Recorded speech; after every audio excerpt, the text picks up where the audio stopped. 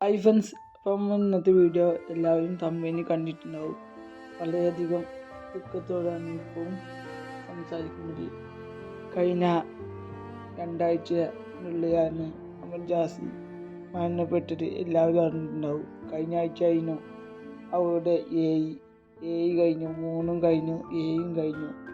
ഇന്ന് അവരുടെ 14 നമ്മൾ വിട്ടുപോയിട്ട് അവൾ 14 ദിവസമായി. അവൾ ഒരുപാട് ആഗ്രഹിച്ചിരുന്നു ജീവിതത്തിലേക്ക് തിരിച്ചു വരാൻ വേണ്ടി. പഠിച്ചവൻ അതിന് കഴിഞ്ഞില്ല. കാരണം വിധി അവളെ തോൽപ്പിച്ച് വിധിയിലേക്ക് നീങ്ങി. ഏതായാലും അവൾ യൂട്യൂബിൽ നിന്നുള്ള ആദ്യ വരുമാനം വരെ ആഗ്രഹിച്ചു നിന്നിരുന്നു. അവരുടെ 100K അവരുടെ ബർത്ത്ഡേക്ക് ആവണമെന്ന് ആഗ്രഹിച്ചിരുന്നു. കാരണം അവരുടെ ആരാധകർ അവൾക്ക് വേണ്ടി ബർത്ത്ഡേൻ്റെ അന്ന് വരെ 100K ആക്കി കൊടുത്തു.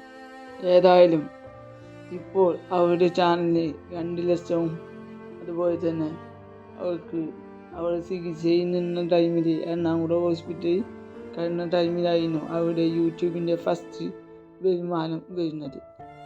അത് കാണാനോ അത് അറിയിക്കാനോ പോലും അവരുടെ അടുത്തേക്ക് എത്തിയില്ല. കാരണം അവർ അപ്പോൾ ഗുരുതരായി നിൽക്കുകയായിരുന്നു. അന്ന് ആ വരുമാനം കിട്ടിയെന്ന് കേട്ടിട്ട് പോലും ഉണ്ടാവില്ല. കാരണം അത് പറയാനുള്ള സാഹചര്യം അല്ലായിരുന്നു അന്ന് അവർ. ഏതായാലും അവരുടെ ഖബർ ജീവിതം പഠിച്ചവൻ വിശാലമാക്കി കൊടുക്കട്ടെ. ഖബറിൽ എന്തെങ്കിലും ശിക്ഷ അനുഭവിച്ചിട്ടുണ്ടെങ്കിൽ ആ ശിക്ഷയിൽ നിന്ന് എത്രയും പെട്ടെന്ന് മോചിപ്പിക്കുന്നു. കാരണം എല്ലാവരും അവർക്ക് വേണ്ടി ദുആ ചെയ്യുക. കാരണം ആകെ 19-20 വയസ്സ് ഉള്ള ഒരാൾ മാത്രമാണ് ജാസിയ. അവൾക്ക് ഉമ്മ മാത്രമേ ഉള്ളൂ. ചെറുപ്പത്തിൽ തന്നെ ഉപ്പ ഇല്ലാതെയാണ് അവൾ വളർന്നത്. അങ്ങനെയാണ് ഞാൻ കേട്ടത്. അപ്പം എല്ലാവരും അവൾക്ക് വേണ്ടി ദുആ ചെയ്യുക. അവരുടെ ഖബർ ജീവിതവും എല്ലാം വിശാലമാക്കാം. ഖബറിൽ എന്തെങ്കിലും ശിക്ഷ അനുഭവിച്ചിട്ടുണ്ടെങ്കിൽ ഈ നിമിഷം കൊണ്ട് ആ ശിക്ഷയിൽ നിന്ന് മോചിപ്പിക്കുക.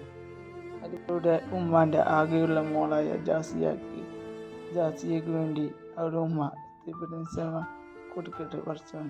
അതുപോലെ തന്നെ ആസിഫിന് ശ്രമം കൊടുക്കട്ടെ പഠിച്ചവൻ എന്ന് പ്രാർത്ഥിച്ചുകൊണ്ട് മുന്നോട്ടുകയാണ്.